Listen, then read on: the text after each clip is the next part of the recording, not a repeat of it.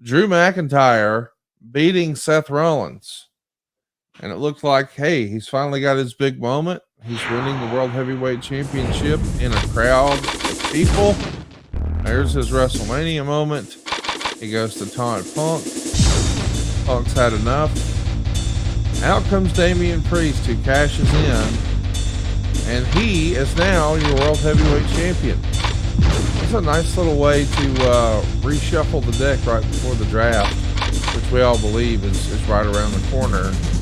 What'd you think of Drew McIntyre and then immediately cashing in with Damian Priest? Well, I'm a big Drew McIntyre fan. I think he's prototypical pro wrestler. Big, athletic, convincing, got a great look. His presentation at WrestleMania was extraordinary, I thought. Yes. So I was completely shocked. I hadn't even been thinking about the Money in the Bank scenario. I thought about it one time.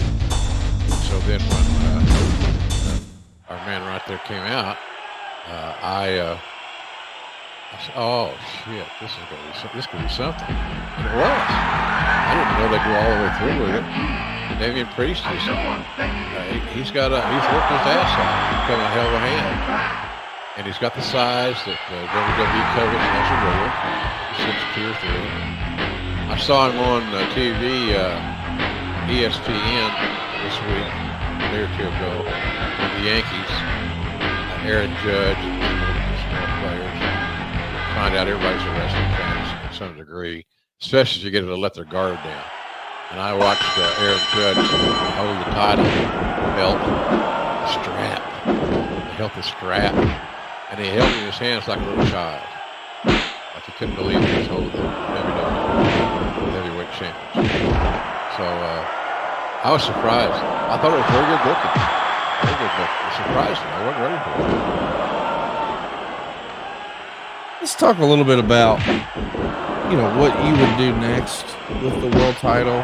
It does feel like, with the draft seemingly around the corner, we're going to get reset where one guy's on one show, one guy's on another in terms of Raw and SmackDown. Cody and Damian Priest. But I kind of feel like, I'm not wishing this on Damian Priest, but if you were booking, would this be a time when you would seriously consider trying to make a guy like LA Knight? Yeah. I mean, it does feel like that LA Knight and Damian Priest could immediately be a thing. I agree. And it's inevitable that LA Knight is one of the favorites out of the office. I haven't totally bought into his persona. And not to say it in a bad way. I haven't seen him do anything I didn't like. I just got to feel it more. I got to feel it more. They got to do a little bit more character development. Help me buy in to who this dude is and why I should give a shit. So he's got a good future ahead of him, no doubt about that. Like I said earlier, we were talking about Cody's next opponents. It's not beyond the realm of comprehension that it's a babyface. Right. How could it be? It can. And it might be. We don't know yet. But I'm sure we're going to find out imminently. But that wouldn't hurt my feelings. It would be the ideal booking. There's no doubt about that. The heel's better. An established heel. But you might have to go that route. My goal would be to get the best matches that you can in the ring. Yes. And LA Knight can talk, and he can take bumps. He can beat a comeback, same as a lot of guys. And that's what you look for.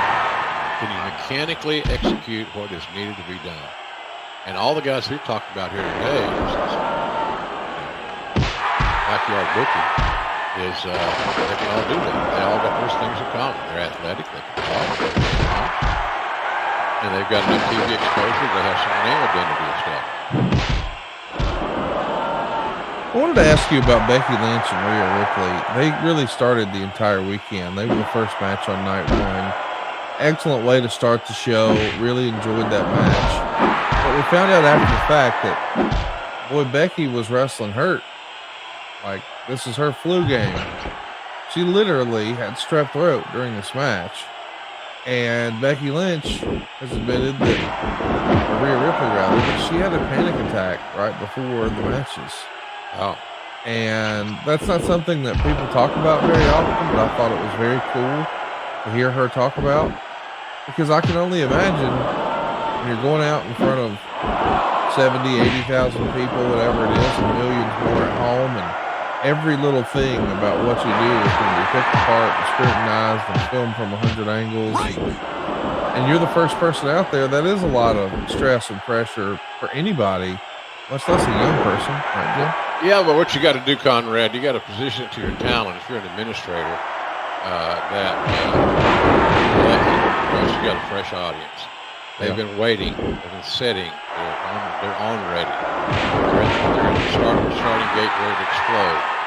So look at it in a positive way, as opposed to, oh man, I'm stressed. I never heard of Lula talk about being stressed. I don't think nothing bothers Lula. She had a policeman with her at all times, Mae Young. So I thought that that was the ideal way to kick off the event.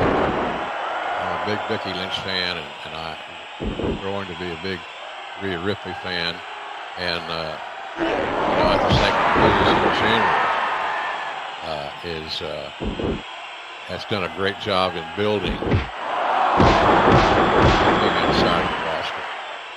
You know, we talked about that dynasty coming up in St. Louis. The women aren't omitted from that either. They're going to be playing too. Yeah. I love that. Hey, it's Conrad Thompson here to tell you a little more about what adfreeshows.com is all about. Get early, ad-free access to more than a dozen of your favorite wrestling podcasts every single week, starting at just $9. That's less than 20 cents an episode each month. And yes, you can listen to them all directly through Apple Podcasts or your regular podcast apps. How easy is that?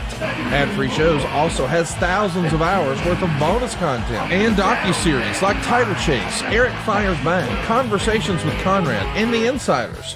Plus new series like The Book with David